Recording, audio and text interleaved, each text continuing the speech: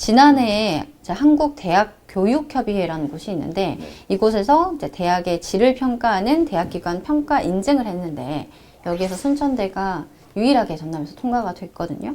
이제 평가 항목이 이제 정원 내 신입생 충원율을 95%를 넘겨야 되고 재학생 충원율도 80%를 넘겨야 해요. 근데 이런 조건들을 전부 다 충족을 한 게 이제 순천대죠.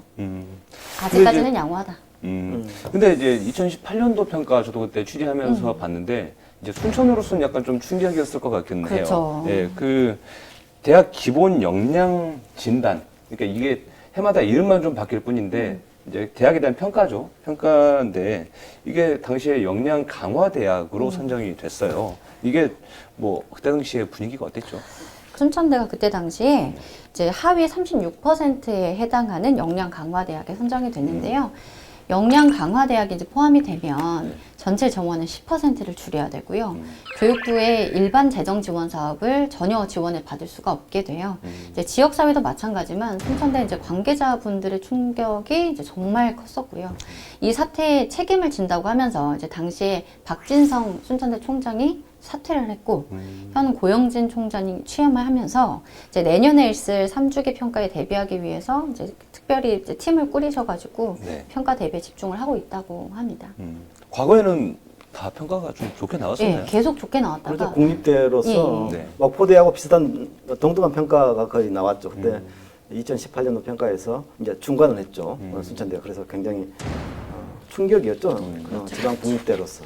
일단 뭐 부연 설명을 좀 해드려야 될 것 같아요. 그러니까 이런 평가가 어떻게 이루어지는지.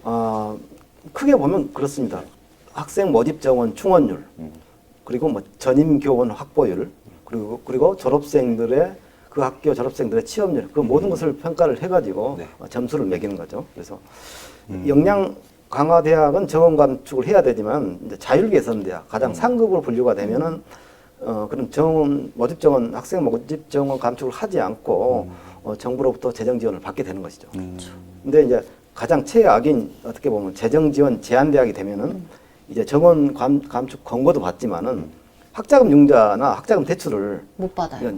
제한을 받게 되죠. 그래서 이제 방향보건대 같은. 그렇게 되면 이제 학생들이 당연히 그 학교를 네. 응시를 안 하게 되는 거죠. 그렇죠. 어렵죠. 어렵게 되는 거죠. 그렇죠. 뭐 혜택이 좀 주어져야 되는데 이제 영암 같은 경우는 이제 동아보건대라는 곳이 있어요. 전에 이제 교육감 출마하셨던 분이 이사장 계시는데 여기는 좀 독특한 학과가 있어요. 그 마술학과 그리고 애견학과라는 곳도 있습니다. 그래서 사실 이제 젊은 20대 아이들이 훨씬 이렇게 좀 관심 가질 만한 그런 곳들이기도 해서 최고 한 1,500명까지 뭐 신입생 특수를 누렸는데 요즘 좀 어떤가요? 이제 곳은? 줄었다고 하더라고요. 그런 것 같습니다. 네. 군 단위에 어떻게 보면 면소재지에 높은 산에 높은 산에 있지 않습니까? 정턱에. 그래서 휴일에도 이렇게 지나가면 굉장히 활기가 있습니다. 대학이 있기 때문에 그 지역은 활기가 있습니다. 근데 신입생 충원 문제, 모집 정원의 문제에 이제 부딪히고 있죠.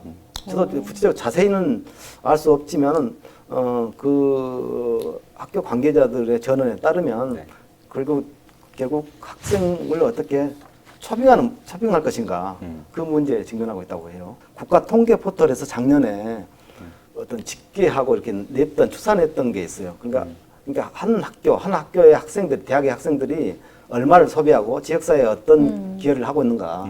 좀 흥미로운 것인데, 1인당, 학생 1인당 지출액을 한 달 평균 56만 6천 원을 이렇게 잡았어요. 그러면 연간 평균은 약 584만 원 정도가 지출이 되는 거예요. 돈이 많네요. 학생들이. 그러니까 근데 대부분 이제 식비가 제일 많죠. 식비, 그다음에 월세. 주거비, 문화생활비, 뭐 교통비 이런 순으로 지출을 한다고 그래요. 근데 목포 같은 경우에는 학생 수를 추산해서 봤을 때 약 450억 원을 1년 동안에 지출하는 거예요. 목포에서. 아까 뭐 목포대학교도 있고 목포과학대도 있고 해양대학도 있고 그런데 이 450억 원이란 돈이 어떻게 보면 지역에서 유통이 되는 것이죠. 그렇죠. 그래서 그 대학이 있는 지역과 대학이 없는 지역은 엄청나게 차이가 있다는 거죠. 그래서 2018년도에 폐교한 남원 서남대학 같은 경우에도 완전히 그냥 황무지, 그렇죠. 폐허, 그냥 잡초 우거지고 그렇게 됐어요. 그래서 그 일대가 뭐 상권부터 해가지고 완전히 다 그냥 뭐 숙박시설이라든가 뭐 그런 원룸이나 이런 게 다 그냥 다 폐허가 됐죠 지금. 네. 뭐 앞서 뭐 동아보건대라든지 뭐 목포 그 과학대 같은 경우에는 사실 경쟁력이 있는 학과가 분명히 좀 있거든요. 예. 그래서 충분히 취업으로 연계할 수 있는 부분들이 있기 때문에 이런 학교들 같은 경우에는 좀 규모를 줄이더라도 좀 정부가 좀 지원을 좀 해줄 필요가 좀 있다고 저는 보는데 이게 교육부에다 이렇게 역량 강화 대학으로 이렇게 신청을 했음에도 불구하고 선정이 안 되기도 해서 굉장히 좀 어려움을 더 이중으로 겪고 있다고 하더라고요. 예.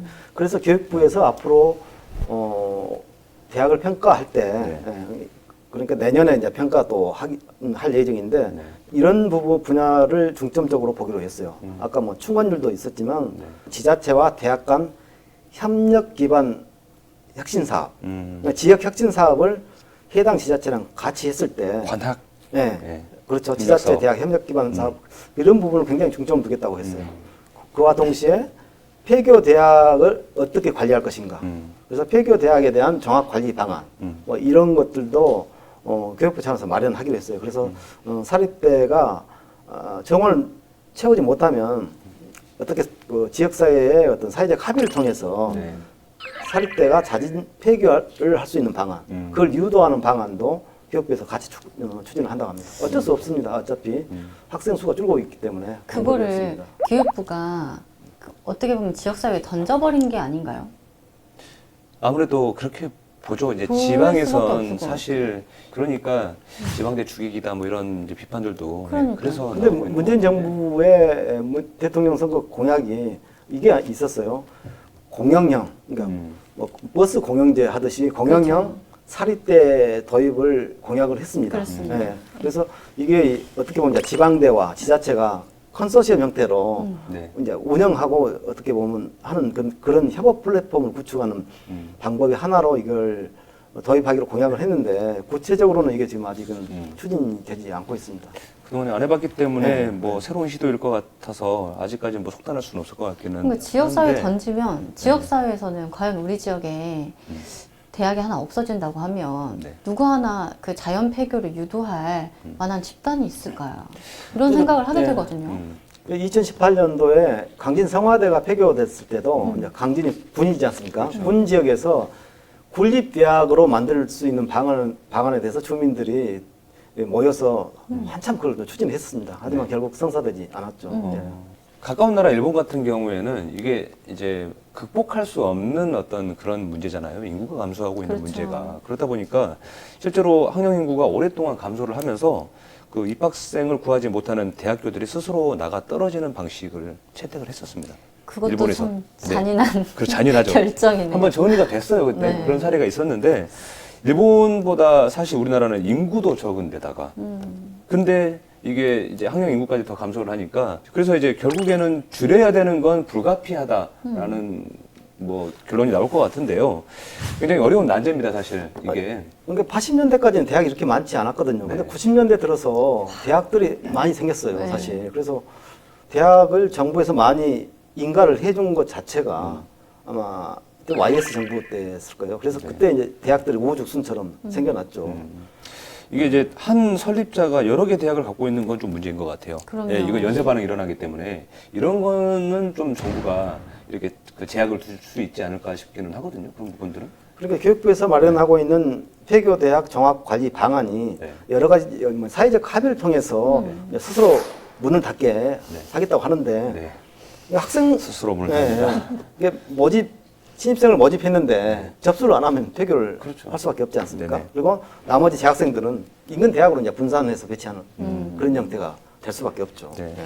이제 결국은 이제 뭐 중앙정부뿐만 아니라 아까 말씀하셨던 것처럼 관학 협력에 대한 부분들이 지금 최근 논의가 되고 있는 부분이 분명히 있기 때문에 지역 사회 안에서 이런 부분들을 한번 심도 있게 논의해 볼 필요가 있을 것 같습니다.